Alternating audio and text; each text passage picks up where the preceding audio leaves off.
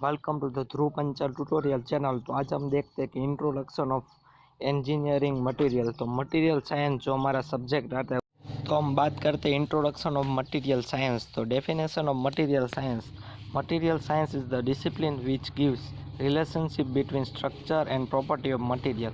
तो material science जो हमारी स्ट्रक्चर और जो मटेरियल हम यूज़ करते हैं उसके दोनों के बीच में रिलेशनशिप को हम ही उसको ही मटेरियल साइंस कहते हैं। फिर आता है विच स्ट्रक्चर किसको कहते हैं? तो जो किसी भी डिफरेंट एटॉमिक स्ट्रक्चर हो, क्रिस्टल स्ट्रक्चर हो, ग्रेन स्ट्रक्चर एंड मल्टीफेस स्ट्रक्चर, जिसको किस तरह से हम उसका डिस्क्राइब कर सकते हैं, उसको डिफरेंट लेवल से, एटॉमिक लेवल से, क्रिस्टल लेवल से, उसको स्ट्रक्चर कहते हैं। फिर आता है प्रॉपर्टी, विच प्रॉपर्टी? तो इलेक्ट्रिक, मैग्नेटिक, ऑप्टिकल, थर्मल, इन सभी प्रॉपर्टियों और मैकेनिकल प्रॉपर्टी, इन सभी से हम इंजीनियरिंग मटेरियल साइंस के बारे में देखेंगे।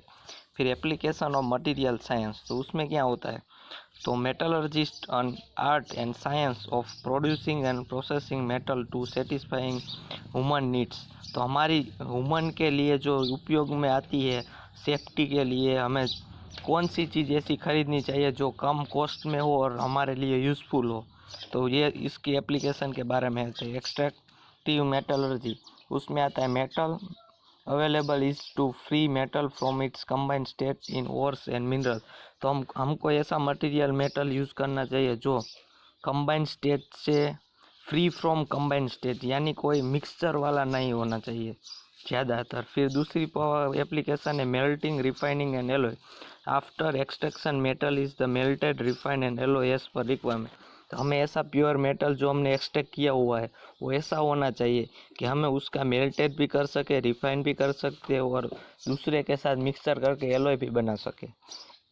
फिर थर्ड प्रॉपर्टी होती है कि मैकेनिकल मेटलर्जी। उसमें क्या होता है कि जो हमें plastically deform to get desired shape, तो हम ऐसा मेटल चाहिए जो हम अपने हिसाब से जैसा हमको शेप बनाना है वैसा हम बना सकते हैं। फिर फोर्थ है फिजिकल मेटलर्जी, जिसमें हम स्ट्रक्चर के बारे में बोलेंगे कि उसका रिलेशनशिप स्ट्रक्चर से होती है, फिजिकल। ये क्लासिफिकेशन ऑफ इंजीनियरिंग मटेरियल। तो इसमें आता है मेटल और नॉन मेटल। तो मेटल नॉन मेटल में दोनों है, फेरस, नॉन फेरस। फिर नॉन मेटल में है पॉलीमर और सिरामिक। तो फेरस में क्या होता है? जिसमें आयरन कंटेंट हो उसको फेरस कहते हैं, और जिसमें आयरन नो कंटेंट नहीं होता उसको नॉन फेरस कहते हैं। फिर फेरस में भी प्रकार है, wrought iron, carbon steel, alloy steel, cast iron. और नॉन फेरस में आता है aluminium, copper, lead, silver, tin, zinc. फिर पॉलीमर की बात करें तो उसमें दो है, thermosetting polymer, thermoplastic polymer. Thermosetting polymer यानी प्लास्टिक ही, लेकिन उसमें क्या होता है, बेकेलाइट है, फिर फिनोप्थेल फोम है, फिर पॉलिस्टर है, पॉलीथीन है, इपॉक्सी रेजिन है, ये सब रेजिन वाला आता है। अल्डिहाइडिक और कीटोनिक ग्रुप से जो जुड़ा हुआ है वो सब थर्मोसेटिंग पॉलीमर में आता है। जबकि थर्मोप्लास्टिक में आता है पीवीसी, पॉलीथीन, एक्रिलिन, रेजिन्स, ये सब थर्मोप्लास्टिक में आता है। फिर सिरामिक की हम बात करें तो उसमें होता है refractories, abrasive, glass, cement, concrete, mortar, वो सब सिरामिक में आता है। फिर हम आगे देखते हैं कि criteria for selection of material for engineering application. तो most important challenge to an engineer is to select the best material for given application. तो मैंने आपको पहले ही बोला कि इंजीनियर का काम ही यही है कि हमें ऐसा मटेरियल सिलेक्ट करना है जो बेस्ट है। For example material to be selected for pump, हमें पंप के लिए मटेरियल चूज़ करना है।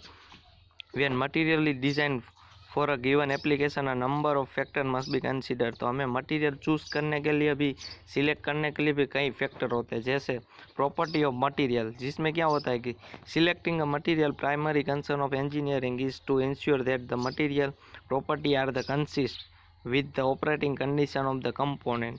फिर है कि engineering must be position to develop the optimum combination of property in a material at lowest cost. तो लोवेस्ट कॉस्ट होना चाहिए। फिर मटेरियल प्रॉपर्टी कंसिस्ट करनी चाहिए, जो भी हम मटेरियल यूज़ करते हैं, सिलेक्ट करते हैं उसकी। फिर थर्ड है कि important property of material include physical, mechanical, electrical, thermal, magnetic and optimum property. ये सब प्रॉपर्टी जब इंश्योर करे कि भाई ये कंसिस्ट हो रही है तो ही ये मटेरियल एक सिलेक्ट करने के लिए एक सिलेक्शन का एक फैक्टर है। दूसरा फैक्टर है कि परफॉर्मेंस रिक्वायर्ड। तो जो भी हम मटेरियल यूज़ कर रहे हैं, सिलेक्ट कर रहे हैं, उसका परफॉर्मेंस कैसा है वो भी हमें देखना चाहता है। जैसे कि एरोस्पेस का इधर एग्जांपल लिया है कि for a component part to be use for aerospace application weight is critical. तो हमें एरोस्पेस में वेट कम होना चाहिए और यूज़ होना चाहिए।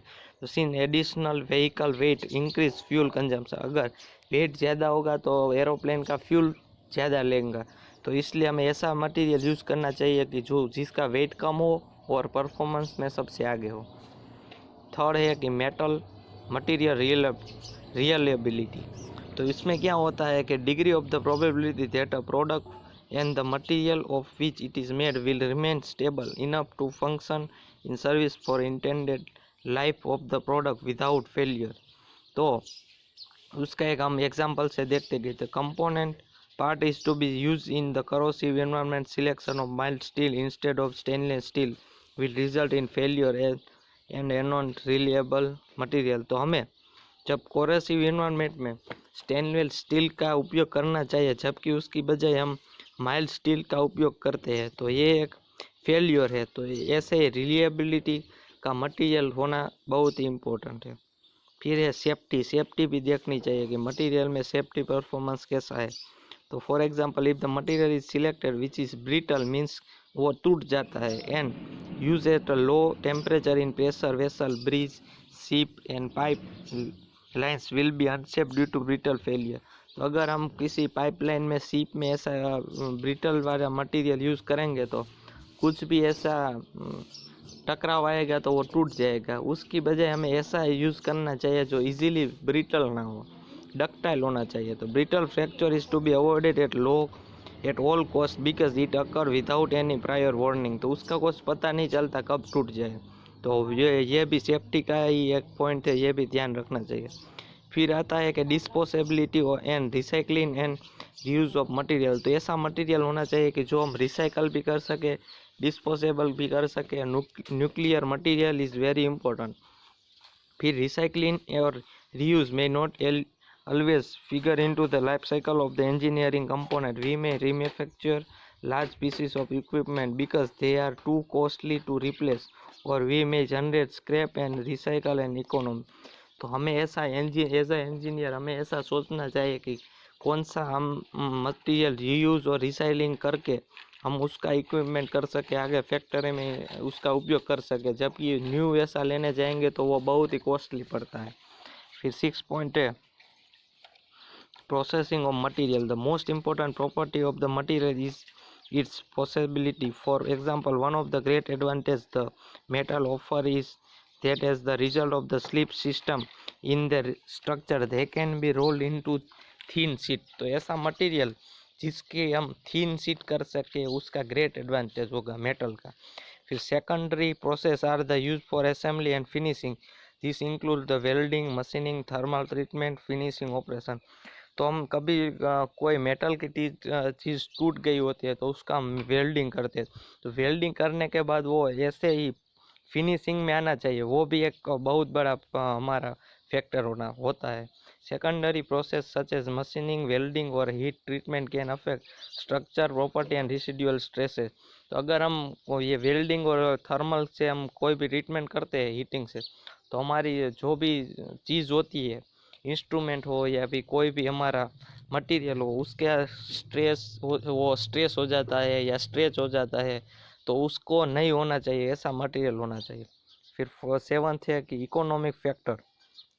The total original cost of the material for a given application is made up of the two components, the cost of the material and the cost of processing the material into the finished part or product.